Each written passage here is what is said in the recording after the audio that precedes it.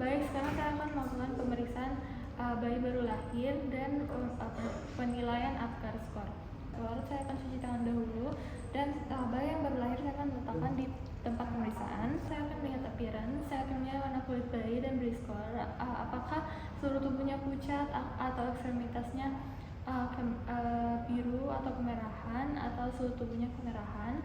Lalu saya akan meriksa puls atau laju jantung. Saya akan mengukur puls atau meletakkan tangan di dada bayi dan mengukur frekuensi denyut jantung selama 1 menit. Apakah tidak ada kurang dari 100 kali per menit atau lebih dari 100 kali per menit dan bayi terlihat bugar. Lalu selanjutnya saya akan melihat green mass atau refleks. Saya akan melihat refleks bayi yang dirasakan dengan menepuk pelan pada bayi. Apakah tidak bereaksi? Apakah ada gerakan sedikit atau reaksi melawan? Baik, selanjutnya saya akan melihat activity atau tonus otot, di mana saya akan melihat gerakan bayi, apakah lumpuh, apakah bergerak sedikit atau ada gerakan aktif. Selanjutnya saya akan melihat respiration, saya akan melihat tangisan bayi, apakah tidak ada tangisan, lambat, atau menangis kuat. Baik, selanjutnya saya akan melihat jumlah skor dan masing-masing kriteria saya akan menyumbangkan nilai yang didapatkan untuk menentukan keadaan bayi. Apakah bayi tidak asfiksia, itu lebih dari 7, asfiksia ringan sampai sedang itu 4-6, dan asfiksia berat itu kurang dari 3. Baik, sekarang saya akan melakukan pemeriksaan bayi baru lahir. Saya akan cuci tangan langkah dan kenakan sarung tangan besi. Dan di sini saya akan menjaga suhu bayi dan lingkungan dalam keadaan sehat. Dimana saya akan melakukan lampu sorot untuk mengangkat bayi. Jarak lampu sorot dengan bayi itu kurang lebih 60 cm.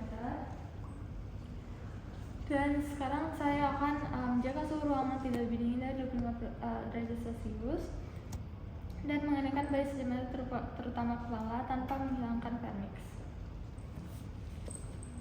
Mengenakan dengan handuk pengering. Lalu saya akan meletakkan bayi dalam keadaan terlentang, kepala sedikit lebih rendah untuk pemeriksaan mulut, faring dan hidung dari cairan mukus atau darah dan debris amnion. Saya akan memeriksa mulut dengan kasar atau suction lembut dengan suction kateter. Pada bayi baru lahir dengan kondisi sehat, dapat langsung diberikan pada ibu untuk inisiasi menyusui dini. Bila dikhawatirkan adanya gawat nafas, bayi harus diletakkan pada box penghangat dan observasi ketat. Sekarang saya akan melakukan pengukuran antropometri, di mana saya akan melakukan penimbangan berat badan. Saya akan meletakkan kain atau kertas lindung dan atur skala timbangan ke titik 0 sebelum penimbangan. Hasil timbangan dikurangi dengan berat alas dan bungkus bayi. Normalnya itu 2.500 sampai 4.000 gram.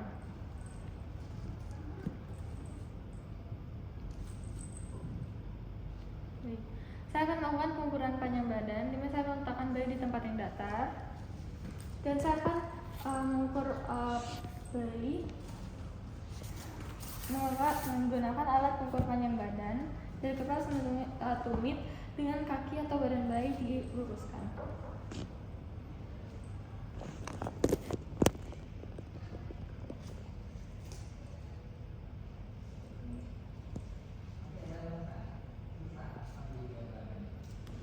Baik, normalnya adalah 45 sampai 54 cm.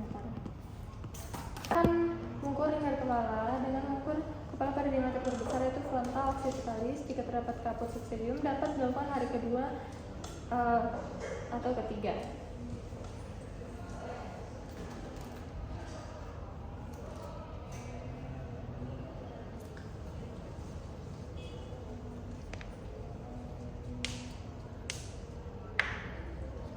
Baik, normal ya. Normalnya adalah 33 sampai 35 cm.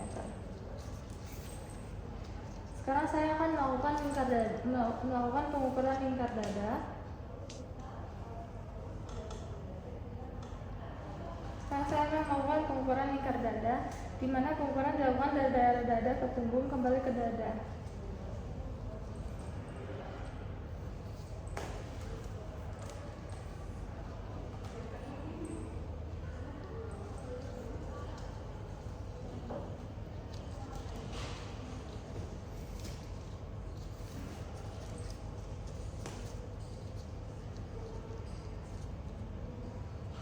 Baik, normal ya, normalnya adalah 30 sampai 38 cm.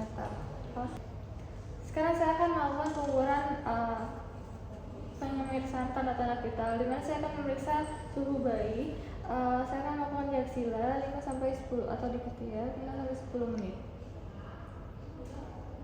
Baik, normal ya. Normalnya 36 sampai 5 sampai 37,5 Celcius. Terus sekarang saya akan melakukan pemantauan denyut jantung bayi.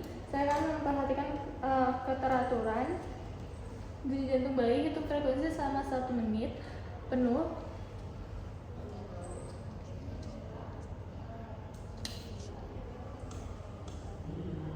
Baik, normal ya. Normalnya 120 sampai 160 kali per menit. Lalu saya akan memantau pernafasan bayi. Saya akan menghitung pernafasan bayi selama 1 menit, mantau adanya apnea dengan dengarkan suara nafas dan memperhatikan tarikan dada bayi. Baik, normal ya. Untuk frekuensi pernafasan normal adalah 40 sampai 60 kali per menit.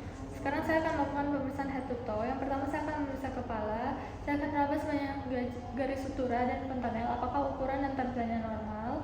Pentanel antara harus diraba. Pentanel yang besar dapat terjadi akibat pemberitas atau hidrosefalus, sedangkan yang kecil pada mikrosefali. Saya akan memeriksa adanya trauma kelahiran seperti kaput succedaneum, cephalon hematoma, perdarahan subponeurotik atau fraktur tulang tengkorak. Dan saya akan perhatikan adanya kelainan kongenital seperti anencefali dan mikrosefali.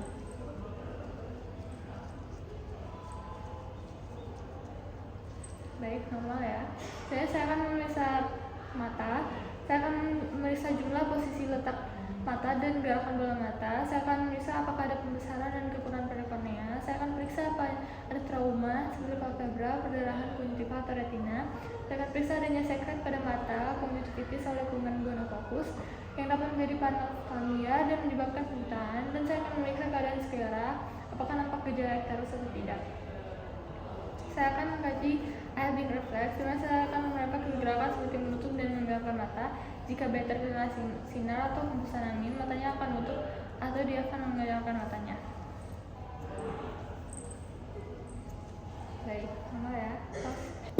Saya akan memeriksa telinga. Saya akan memeriksa dan pastikan jumlah, bentuk, dan posisinya simetris atau tidak. Pada bayi yang cukup bulan, oral sudah matang. Telinga sudah harus berbentuk sempurna dengan ukuran yang jelas di bagian atas. Perhatikan letak dan daun telinga yang letaknya rendah terdapat pada bayi. Lalu selanjutnya saya akan memeriksa hidung. Saya akan mengkaji bentuk dan lebar hidung pada bayi cukup bulan. Lebarnya harus lebih dari 2,5 cm. Dan bayi harus bernafas dengan hidung. Jika melalui mulut harus diperhatikan kemungkinan ada obstruksi jalan nafas karena atresia corona bilateral, fraktur tulang hidung atau encephalopel yang menimbulkan nasofaring. Saya akan memeriksa adanya sekret populer yang terkadang berdarah. Hal ini kemungkinan adanya sifilis kongenital. Dan saya akan memeriksa adanya perakuan cubing hidung, lihat apakah ada gangguan pernafasan. Baik, nama ya. Selanjutnya saya akan melakukan pemeriksaan bibir dan mulut, di mana saya akan kaji bentuk bibir apakah simetris atau tidak. Saya akan perhatikan daerah langit-langit mulut dan bibir jika ada bibir sungging. Dan saya akan perhatikan jika ada bercak putih pada gusi maupun palatum. Dan saya akan mengkaji refleks fluting, di mana saya akan meletakkan tangan saya di pipi bayi. Baik kata ya. Dan refleks sucking dan refleks swallowing, teman-teman.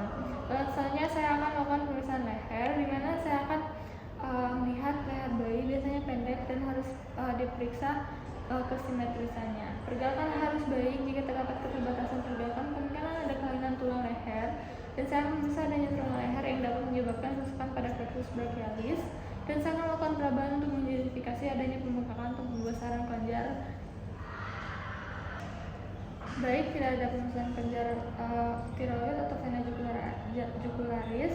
Selanjutnya saya akan melakukan pemeriksaan dada, di mana saya akan memeriksa kesimetrisan gerakan dada saat bernafas dan pernafasan yang normal di dinding dada dan abdomen bergerak secara bersamaan, dan tarikan sternum atau interkostal pada saat bernafas perlu diperhatikan. Baik, pada bayi cukup bulan, puting susu sudah terbentuk dengan baik dan tampak simetris. Saya akan mengecek payudaranya apakah tampak membesar atau tidak. Tidak ya. Saya akan memeriksa bahu, lengan dan tangan.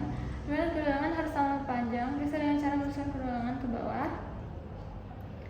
Baik, saya akan mengaji apakah ada herpes atau konstipasi. Dan saya akan memeriksa jumlah jari, perhatikan adanya polidaktil atau sidaktil. Baik, normal ya. Selanjutnya saya akan memeriksa telapak tangan, di mana telapak tangan harus dapat terbuka. Garis tangan yang hanya satu buah berkaitan dengan abnormalitas kromosom seperti trisomi 21. Baik, saya akan memeriksa adanya paranosia pada kuku yang dapat terinfeksi atau terjamah sehingga menimbulkan luka dan perdarahan. Selanjutnya saya akan mengkaji refleks Monro. Baik, jika adanya faktur, bayi akan mengembangkan tangannya ke samping dan melebarkan jari-jarinya, kemudian menarik tangannya kembali dengan cepat seperti ingin memeluk seseorang. Lalu selanjutnya saya akan mengkaji refleks palmar. Saya akan menggariskan jari melalui bagian dalam letakkan jari kita pada telapak tangan. Jari-jari bayi akan melingkar pada seolah membelenggi suatu benda dengan kuat. Baik. Selanjutnya saya akan memeriksa abdomen, di mana saya akan mengamati tali pusat. Pada tali pusat terdapat 2 arteri dan 1 vena. Saya akan mengobservasi pergerakan abdomen, di mana abdomen tampak bulat dan bergerak serentak, dan pergerakan dada saat bernapas. Saya akan meraba abdomen untuk memeriksa adanya massa, melihat dan meraba bentuk abdomen. Saya akan meraba apakah massa abnormal, bentuk perut sangat cekung, kemudian terdapat hernia diafragmatika, bentuk abdomen yang membuncit, dan kemungkinan karena hepatosplenomegaly atau tumor lainnya. Lalu selanjutnya saya akan memeriksa genitalia bayi laki-laki.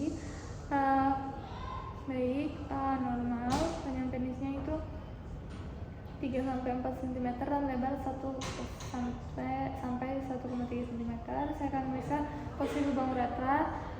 Baik, normal, dia berada pada ujung penis. Dan saya akan memeriksa proboscideum jika normal. Baik, saya akan memeriksa skrotum dengan mempapasi dan memastikan jumlah tesis ada 2 dan sudah turun. Baik, jika pada bayi perempuan harus diperiksa genitalianya itu labia majornya telah menutup labia minora dan pastikan lubang uretra terpisah dengan lubang vagina. Terkadang tampak adanya ceket berwarna putih atau berdarah dari vagina. Hal ini bisa disebabkan karena pengaruh hormon ibu atau withdrawal breeding. Baik, selanjutnya saya akan memeriksa pada bayi ini, memeriksa tungkai dan kaki. Saya akan memeriksa kesimetrisan tungkai dan kaki, panjang kedua kaki dengan lurusan keduanya dan bandingkan. Baik, saya akan hitung 5 kaki, normal. Kedua tungkai harus dapat bergerak bebas. Sebatannya digerakkan berkaitan dengan adanya trauma, misalnya fraktur dan kerusakan neurologis. Lalu saya akan mengkaji refleks Babinski dengan mengusap menekan bagian middle dari dasar kaki telapak kaki. Baik, jari-jarinya membuka berarti normal. Sekarang saya akan memeriksa spinal atau punggung. Saya akan memeriksa spina dengan cara mengumpulkan bayi. Ini sih. Saya akan mencari adanya tanda-tanda akupuntur seperti spina bifida, pembengkakan, lesung atau bercak kecil berambut dapat menunjukkan adanya abnormalitas medula spinalis atau kulminas vertebra. Saya akan periksa anus dan rectum, periksa adanya kelainan asosiasi. Rekomen seumur keluar pada 24 jam pertama. Jika sampai 48 jam belum keluar, kemungkinan ada meconium plaque syndrome, megagokolon atau obstruksi saluran pencernaan. Baik, setelah itu saya akan memeriksa kulit. Saya akan memperhatikan kondisi kulit bayi, lihat warnanya, apakah ada ruam, pembengkakan, dan tanda-tanda infeksi. Periksa adanya bercak atau tanda lahir. Perhatikan adanya vernik caseosa dan perhatikan adanya ladugo. Jika jumlahnya terdapat banyak, dia itu adalah bayi kurang bulan. Selanjutnya, saya akan melakukan injeksi vitamin K1 1 mg intramuskular di antara paha kiri. Dan saya akan melakukan pengambilan darah untuk newborn screening untuk melihat HB, golongan darah, HCT, gula darah. 4-6 jam setelah lahir, saya akan melihat bilirubin juga. Dan screening congenital hipotiroid pada usia lebih dari 48 sampai 72 jam setelah lahir. Lalu saya akan melakukan hearing impairment screening. Setelah itu saya akan membereskan alat dan bahan yang digunakan. Saya akan lupa sarung tangan, cuci tangan, dan mendokumentasi semua tindakan tadi. Dan saya akan menjelaskan kepada orang tua.